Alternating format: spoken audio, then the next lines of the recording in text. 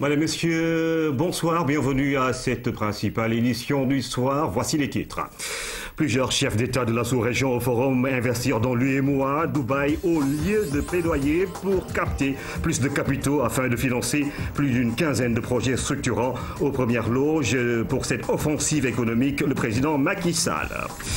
Et puis le Sénégal pour l'intensification de sa production de phosphate fertilisant, objectif affiché, produire 5 à 6 millions de tonnes par an et se positionner en leader dans le continent. Le redressement des ICS entre dans cette optique.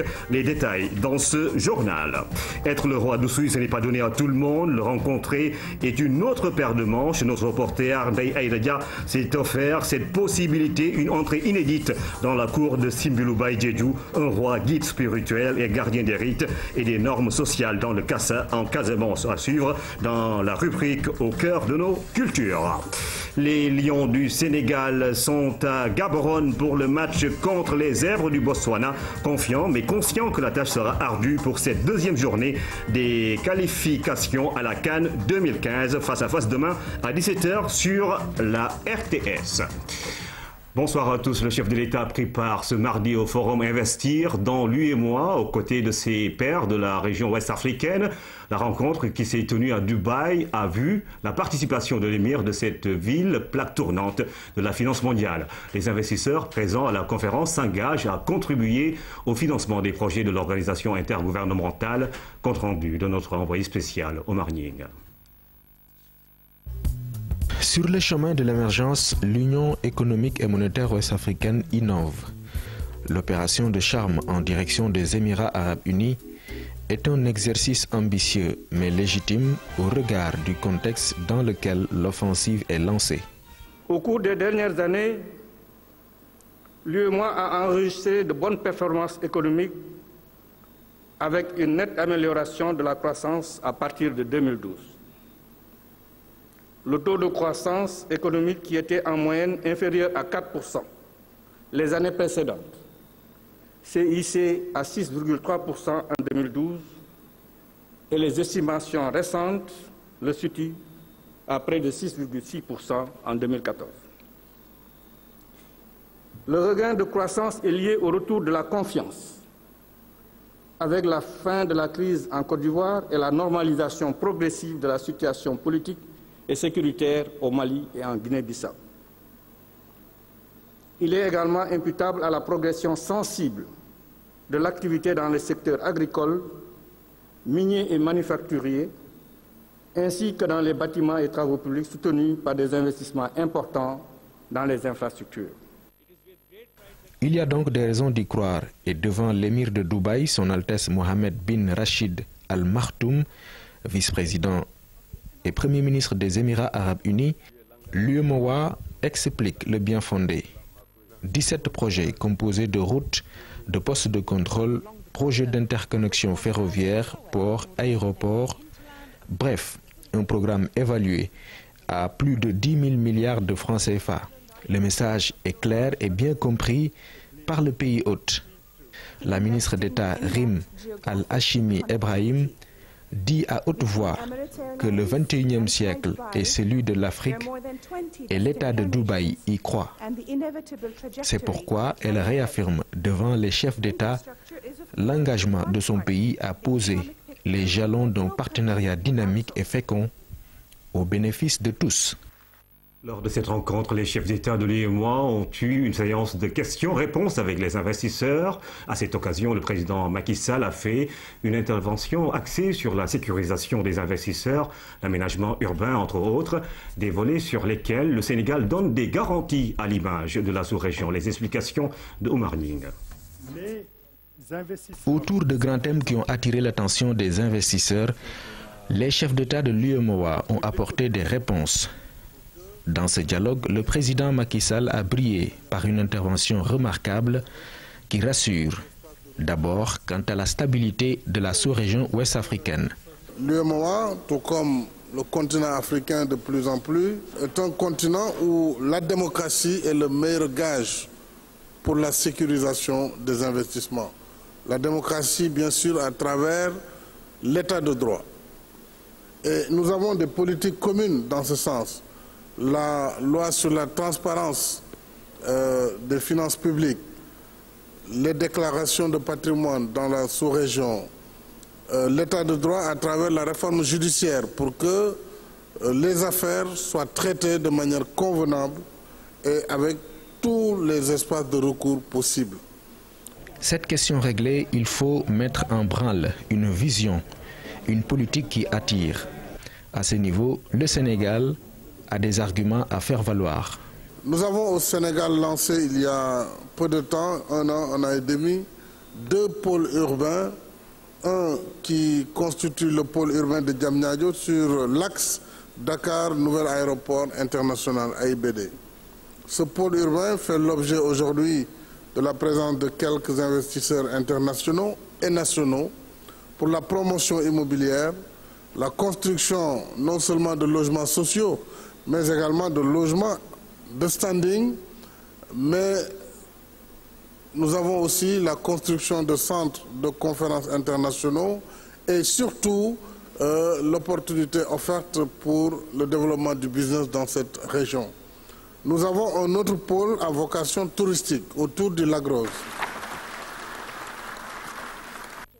Sur un autre registre lié au rôle de la diaspora, également évoqué par les intervenants, le chef de l'État a insisté sur l'importance de ce volet.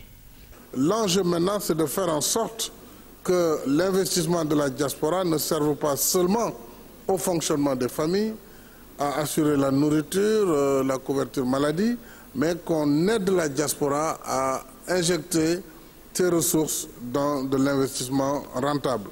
Et je pense que les orientations données par la BOAD et d'autres orientations pourront aider à impliquer davantage la diaspora, mais surtout à en faire les ambassadeurs de l'UEMOA auprès des pays hôtes que vous pourrez accompagner dans vos pays respectifs. Avec un cadre législatif et institutionnel pour les partenariats publics-privés, le Sénégal est donc un pays qui pèse lourd dans l'économie de l'UEMOA. Cette vérité, les investisseurs l'ont noté avec beaucoup d'intérêt grâce aux éléments d'information livrés avec beaucoup de pertinence par le président Macky Sall. En marge de la rencontre, le président Macky Sall a élevé au grade de commandeur dans l'Ordre national du Lion, Madame Rim Al-Hachimi Ebrahim, ministre d'État dans le gouvernement des Émirats arabes unis, une marque de reconnaissance à une femme très engagée pour la cause africaine et qui se dit impressionnée par la vision du président Macky Sall. Une cérémonie qui s'est déroulée en présence de l'émir de Dubaï et des chefs d'État de l'UEMOA. Nous restons avec notre envoyé spécial Omar Nying. À coup sûr, c'est un des temps forts de cette conférence de Dubaï. Devant l'émir et les chefs d'État ouest-africains, la ministre d'État, Mme Rem Al-Hachimi, reçoit la haute distinction de la République du Sénégal. Je voudrais vous décorer au grade de commandeur dans l'Ordre national du Lion.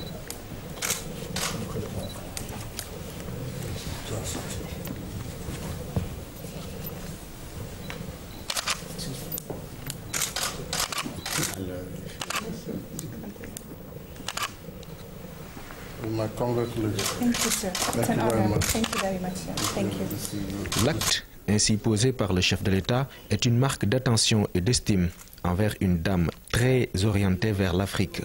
La preuve, c'est elle qui est désignée pour s'adresser au chef d'État de l'UEMOA à l'ouverture de la rencontre. En cela, le geste du président Macky Sall est éloquent. Sous un autre angle, la décoration est un signe de reconnaissance puisque la récipiendaire est très impressionnée par la vision et le leadership du chef de l'État. Conviction exprimée la veille à l'occasion d'une audience avec le président Macky Sall.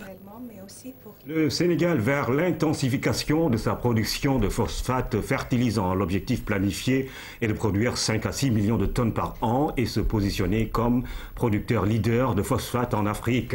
Pour arriver à ce résultat, le pays est en train de se doter des moyens techniques et financiers nécessaires. Le redressement des ICS entre dans ce cadre. Les premiers résultats sont attendus dès 2015. Explication avec Mamadou Samambo. De la fumée blanche au-dessus des ICS annonçant la bonne nouvelle. Les industries chimiques du Sénégal, qui n'étaient plus que l'ombre d'elles-mêmes, démarrent à nouveau.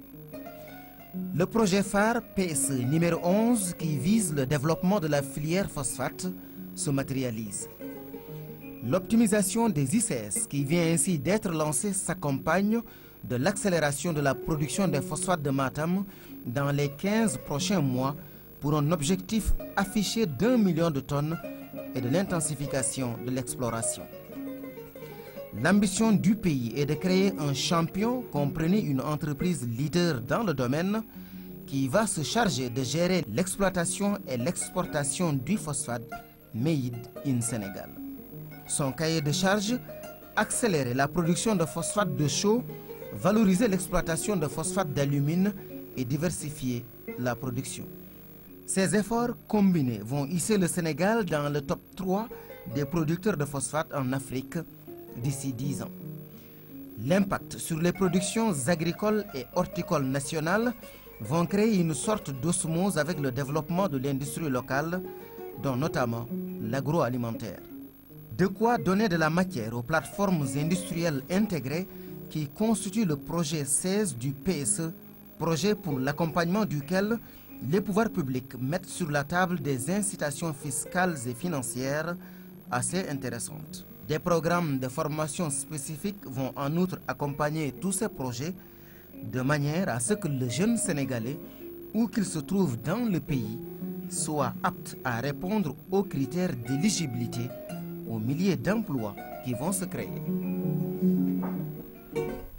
Et puis ce partenariat entre le ministère de la Santé et le département de la Jeunesse qui ont organisé une session d'information sur la fièvre Ebola. Plusieurs jeunes issus de mouvements divers et des encadreurs d'activités de vacances ont pris part à cette session animée par des personnels du SNEPS dans les locaux de l'École nationale de développement sanitaire et social. L'objectif était d'impliquer davantage les jeunes dans la prévention. Omar Diawa. Ils sont dans la force de l'âge et espèrent vivre le plus longtemps possible. Ils sont issus de différents mouvements et associations de jeunesse, tous prêts à apporter leur contribution à la lutte contre Ebola. Nous allons porter l'information au niveau des populations et par rapport au groupe aussi que nous allons gérer, nous allons prendre les mesures préventives pour que les enfants ne puissent pas être exposés par rapport à cette maladie-là. Une bonne action de sensibilisation doit se fonder sur une connaissance précise du sujet. C'est à une véritable démarche didactique adaptée à leur niveau que le SNEPS s'est livré. C'est vrai que nous avions une idée par rapport aux thématiques qu'on nous avait données, mais avec les experts du ministère, avec les personnes ressources qu'on nous a amenées ce matin, maintenant dans nos têtes, c'est clair. Épidémiologie, symptomatologie et prise en charge, tout y est passé. Ainsi, les participants vont pouvoir être efficaces sur le terrain. C'est normal que le ministère qui agit en partenariat avec les jeunes puisse les mettre à contribution pour les amener à jouer leur partition dans cette sensibilisation qui est en train d'être faite. Faire de la sensibilisation selon maintenant leurs compétences. Dans le cadre des vacances civiques, le ministère de la Jeunesse compte organiser des caravanes et des camps de jeunes. Contexte oblige, la prévention de la fièvre Ebola sera au centre de ces activités. Dans le combat contre la maladie, aucun segment de la population n'est de trop. Nous parlons justement de cette croisade contre Ebola avec notre invité pour cette édition, le docteur Pape Abdoulaye Diack. Vous êtes le directeur général de la santé. Bienvenue sur ce plateau et bonsoir. Bonsoir. Alors aujourd'hui, un article dans un quotidien de la place a justement parlé de cette sorte de psychose qui animerait quelque part les populations et les autorités. Le Sénégal se prépare au pire. On parle de l'aménagement d'un site de recueil d'éventuels cas du virus Ebola ici à Dakar. Alors, quels commentaires après avoir lu cet article?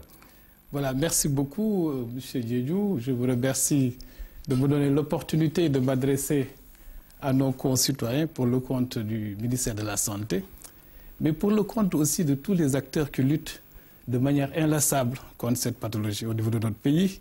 Et je dois dire que, compte tenu de l'article que vous avez évoqué tantôt, il s'agit plutôt de dire que le Sénégal est naturellement dans une logique de renforcer son dispositif.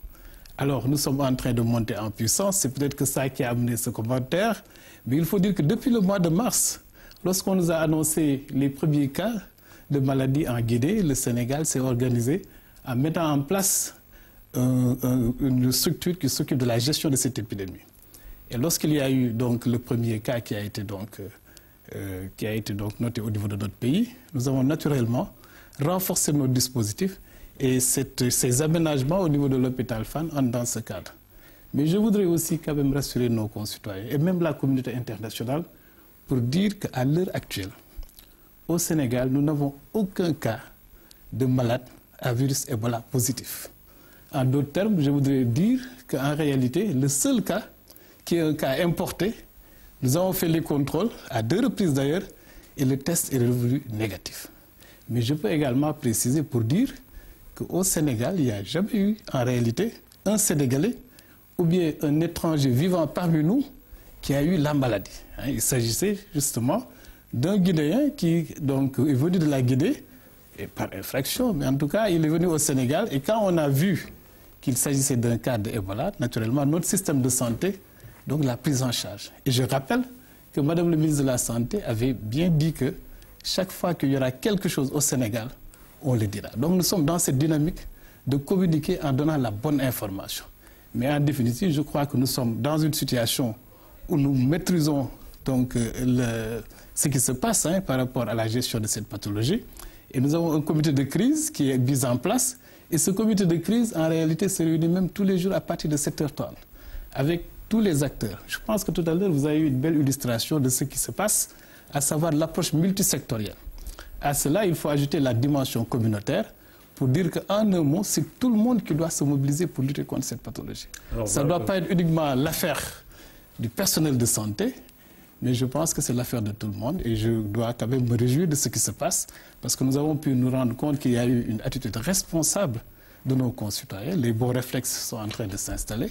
Mais par ailleurs aussi, les journalistes, je crois qu'ils ont eu aussi une attitude responsable. C'est vrai que de temps en temps, bon, il y a peut-être quelques couacs, l'erreur est humaine. Mais en tout cas, nous avons senti leur adhésion, nous avons senti également leur accompagnement. Et je pense qu'ensemble, nous sommes dans une bonne dynamique pour bien contrôler cette pathologie. On a également entendu dans les médias des cas de personnes qui vomissaient du sang et personne ne voulait aller au secours. À propos justement de cette communication de crise, sur quel levier davantage appuyer? Le ministre de la Santé avait rencontré les patrons de presse pour éviter certains déraillements ou des informations non fondées qui sont véhiculées ici et là.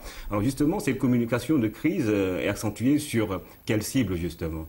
Je pense que ce que vous avez dit en ce qui concerne les cas qui ont été, les cas suspects comme on les appelle, qui à l'arrivée se sont avérés négatifs, je crois que c'est une autre illustration de la performance de notre système d'investigation et de surveillance. Donc à chaque fois effectivement qu'il y a eu des signes qui ressemblent à cette pathologie, notre équipe mobile s'est déplacée, nous avons fait les prélèvements et à l'arrivée donc on s'est rendu compte que c'était négatif. Mais je crois que dans la lutte contre cette maladie, il faut mettre l'accent sur l'investigation, la détection des cas. Il faut mettre également l'accent sur la prise en charge, en tenant compte de l'aspect clinique, même de l'aspect psychologique et d'autres aspects. Mais fondamentalement, ce qui peut nous permettre vraiment de réussir cette riposte, c'est l'accent qu'il faut mettre sur la communication pour un changement de comportement. Un bon comportement. Et je crois qu'à ce niveau, il y a eu beaucoup de messages. Je pense qu'on a quand même essayé de faire de notre mieux à travers les acteurs de la santé, mais également avec l'appui de tous nos partenaires. Et je crois que maintenant, nous avons pu constater que le lavage des mains systématique, qui se fait de manière systématique maintenant, est devenu vraiment une habitude de beaucoup de Sénégalais. Les Sénégalais aussi savent que la maladie ne se contamine pas aussi facilement que peut-être que certains auraient pu le penser, parce qu'il faut qu'il y ait un contact direct avec les sécrétions pour pouvoir attraper la maladie. Mais je pense que par ailleurs, il est important d'ajouter que lorsque quelqu'un a la pathologie, a la maladie à virus Ebola, ce qui importe, c'est la prise en charge précoce. Donc il faut se présenter le plus rapidement possible au niveau des structures de santé, et c'est ça qui augmente les chances de guérison. Parce qu'il faut également le souligner, il n'est pas dit que chaque fois que quelqu'un a la maladie, aussitôt ça aboutit à un cas de décès. Donc les statistiques d'ailleurs prouvent que 50% en tout cas des cas qui ont été dénombrés à travers les pays qui sont le plus concernés d'ailleurs, donc, il y a eu donc la moitié des cas de malades qui ont pu donc échapper donc à cette pathologie. C'est rassurant, docteur, mais pourquoi donc le Sénégal est sur la liste rouge de l'OMS par rapport à ce virus? C'est pourquoi je pense qu'il importe de rassurer non seulement nos concitoyens, mais également la communauté internationale. Je crois qu'aujourd'hui, le cas que nous avons, c'est un cas importé. Je crois que j'ai donné des précisions, mais je crois qu'au décours de toutes ces précisions que nous venons de porter à l'attention de tout le monde, je crois que la communauté internationale va être beaucoup plus rassurée. Mais en tout cas, de manière générale, je crois que beaucoup de spécialistes, beaucoup d'acteurs comprennent que le Sénégal ne devrait pas être dans une zone rouge. Mais nous, en tout cas, ce qui importe, c'est de comprendre que cette pathologie est dans d'autres pays, qui peut-être la Guinée n'est pas loin du Sénégal, même s'il faut préciser que nous sommes frontaliers à la Guinée, donc au niveau de notre zone sud, alors que la maladie donc, se trouve à la zone sud de la Guinée. Donc nous, c'est la zone nord qui est proche du Sénégal, et la maladie se trouve dans la zone forestière, donc dans la zone sud de Guinée. Mais malgré cela, nous renforçons notre système de surveillance, nous renforçons nos dispositifs de prise en charge et nous continuons à prier pour ne pas avoir de cas. Donc je crois que le message est très clair et certainement les pays voisins, les partenaires, tout le monde en tout cas devra comprendre qu'au Sénégal, cette situation ne se pose pas de la même manière que d'autres pays qui sont sur la liste rouge. Elle est maîtrisée. Elle est maîtrisée, voilà, absolument. Merci donc, docteur Pablo Abdoulaye Diack. Je rappelle que vous êtes le directeur général de la santé, que vous étiez notre invité pour nous parler justement de cette prévention et de cette lutte contre le virus hémorragique Ebola. Merci. C'est moi qui vous remercie. Merci. La suite de ce journal avec le ministère du Commerce qui plaide pour une large diffusion du contenu de l'accord de partenariat européen. C'est le but visé à travers l'atelier qui s'est ouvert à Dakar afin de donner des informations techniques fiables sur les opportunités qu'offre un tel accord plutôt. Fatou Niang. Les chefs d'État ont définitivement approuvé l'accord de partenariat économique APE le 10 juillet dernier à Accra. C'était lors de la 45e session ordinaire de la conférence des chefs d'État et de gouvernement de la CEDEAO. Pour partager les axes de cet accord, un séminaire d'information sur les APE a été organisé à l'intention des journalistes. En effet, la nouvelle coopération économique et commerciale ainsi préconisée aura pour conséquence l'établissement à terme d'une zone de libre-échange, ce qui exposera notre région à une plus forte concurrence de la part de l'Union européenne, évidemment. Mais ça offre aussi à l'entreprise sénégalaise, quelle qu'elle soit, la possibilité de vendre directement sur le marché européen en franchise de douane.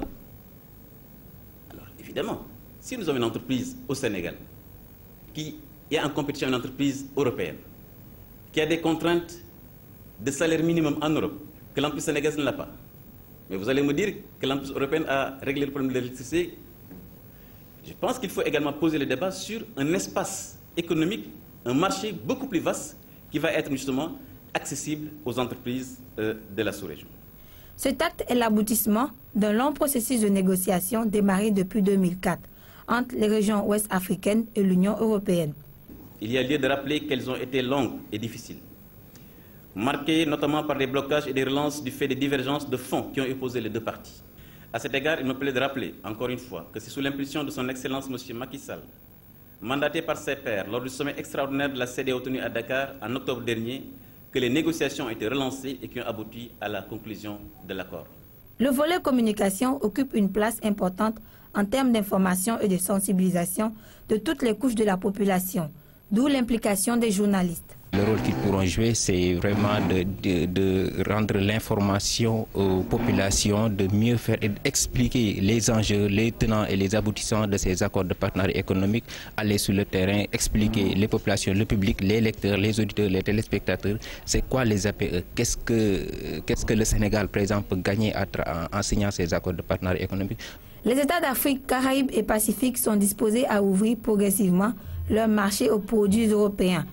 L'Union européenne s'est engagée à contribuer au renforcement des capacités et à la mise à niveau des économies des pays ACP. Et puis cet atelier sur l'efficacité énergétique dans le bâtiment en zone tropicale et ville durable. Plusieurs experts participent à la réflexion. Ouverture des travaux ce matin à Dakar. Souleymane Touré. Il est avéré que les bâtiments actuellement construits en Afrique sont souvent inspirés de l'architecture tempérée, mais peu sont adaptés aux conditions climatiques africaines et moins efficaces en matière de consommation d'énergie. Dans notre système de planification et de construction des bâtiments urbains, donc, il s'est avéré que les techniques employées sont des techniques des pays tempérés, alors qu'on est dans des pays tropicaux. Cet atelier de Dakar se veut une contribution pour rendre nos villes accueillantes et durables. Aujourd'hui, vous avez 15 pays d'Afrique de l'Ouest qui se sont mis ensemble pour avoir un programme collectif de qualité de construction. C'est un renouveau de l'architecture africaine, c'est une meilleure construction pour l'Afrique. L'efficacité énergétique dans les bâtiments en zone tropicale reste une préoccupation de l'État du Sénégal. Si on arrive à économiser l'énergie, ça va être bénéfique pour les ménages, ça va être bénéfique pour nos économies. Et vous le constaterez quand vous rentrez dans un bureau, généralement en plein jour. Vous avez de la lumière qui est allumée. Un atelier qui regroupe 150 participants durant 3 jours à Dakar. Ces conclusions vont être soumises au sommet de la francophonie de novembre 2014 qui se tiendra à Dakar. Le drapeau national flottera désormais dans les quartiers de Ndioum. Les délégués de quartier ont reçu le symbole de l'unité nationale dans le cadre des activités du service civique national. Le compte-rendu est signé Moussa Thior. C'est un des symboles les plus représentatifs de notre nation. C'est fort de ce constat qu'il a été remis au chef de quartier de Ndioum, des mains du ministre de la Jeunesse, de l'Emploi et de la Construction citoyenne en tournée dans la localité. Si aujourd'hui, monsieur le ministre vient pour nous remettre des drapeaux, vraiment c'est un grand titre pour nous et c'est une heureuse initiative pour nous d'avoir ces drapeaux-là. Et nous allons essayer de les respecter, d'informer aux populations qu'est-ce que c'est que le drapeau. À travers ce geste, le ministre en charge de la Constitution citoyenne vient de démontrer toute l'importance qu'il faut accorder aux symboles de la nation et aux institutions de la République. Le drapeau, c'est notre symbole national. Et il a pratiquement disparu sur certaines représentations. Et comme étant le symbole de notre nation, c'est bon qu'au niveau au plus bas de la hiérarchie administrative, que les gens soient quand même familiers à ce symbole.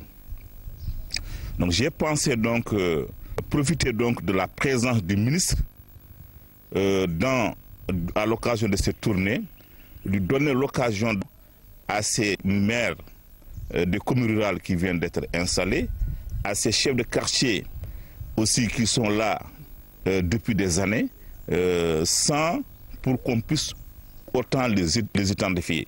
Les délégués de quartier de Ndioum ont salué cette initiative, non sans affirmer leur attachement à la promotion des valeurs civiques. La journée internationale de l'alphabétisation célébrée cette année à Kaolack. Le ministre de l'Éducation nationale a présidé la cérémonie. Un plaidoyer fort a été fait pour le secteur. Le ministre a exhorté les acteurs pour plus de sensibilisation. Le thème retenu est alphabétisation et développement durable. Le guide religieux de Medina Baye, feu Imam Hassan Sissé, est le parrain de cette édition 2014. Les détails dans ce reportage de Claire Diop. 9e session de la Semaine nationale de l'alphabétisation lancée ici à Kaolack par le ministre de l'Éducation. Au-delà de la journée internationale, le Sénégal a jugé nécessaire d'y consacrer une semaine, cela pour échanger et partager sur les enjeux et l'impact de ce phénomène, mais aussi pour renforcer plaidoyer et sensibilisation à l'endroit des communautés, pouvoirs publics, acteurs et partenaires au développement. En dépit de nombreux programmes d'alphabétisation en cours, le taux d'analphabètes reste encore très élevé avec 57% selon le ministère. Serigne Mbaye Thiam, conscient que l'alphabétisation est un moteur fondamental de développement humain, a manifesté sa ferme volonté de mettre en place des stratégies innovantes pour renverser la tendance. En droite ligne des orientations du chef de l'État et par le biais du secrétariat d'État à l'alphabétisation et à la promotion des langues nationales, entend développer des stratégies innovantes pour faire des Sénégalais des citoyens avertis, imbus des valeurs sociales, culturelles et religieuses, compétents, compétitif, ouvert au monde et conscient des enjeux et futurs. Alphabétisation et développement durable est le thème de cette année. Du 8 au 13 septembre, des activités de sensibilisation sont prévues sur tout le territoire national. Le développement durable est devenu un enjeu planétaire dont la prise en compte a pour objectif de faire en sorte que les actions de développement allient efficacité économique, équité sociale et protection de l'environnement. L'alphabétisation est aussi considérée comme un facteur de promotion économique de par sa fonctionnalité qui est attendue. Les groupes qui s'inscrivent dans les programmes d'alphabétisation nourrissent des ambitions au-delà de la simple acquisition de l'écriture et de la lecture. Feu Imam Cheikh Hassan Cissé de Medina Baye est le parrain de cette édition. Le choix sur sa personne se justifie par l'immensité de ses œuvres en faveur de l'éducation et du développement. Sur ces images, toute l'histoire retracée. Imam Hassan est peint comme un guide religieux très engagé. Ses réalisations dans les domaines de l'alphabétisation, de l'éducation religieuse et de l'émancipation du musulman en Afrique et dans le monde sont encore visibles. En ce jour de célébration, toute la communauté nyassène s'est réunie pour lui rendre hommage. La Semaine nationale de l'alphabétisation a donc été lancée ce lundi, prétexte pour parler de l'édition en langue nationale.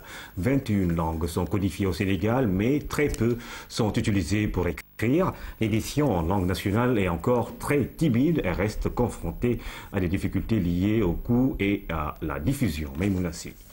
Une vingtaine d'ouvrages sur un rayon de moins d'1 mètre, uniquement réservés aux publications en langue locale. C'est un constat assez révélateur. Le Sénégal en est encore à la phase embryonnaire dans le domaine de l'édition en langue nationale. C'est un travail de militant jusqu'à ce jour.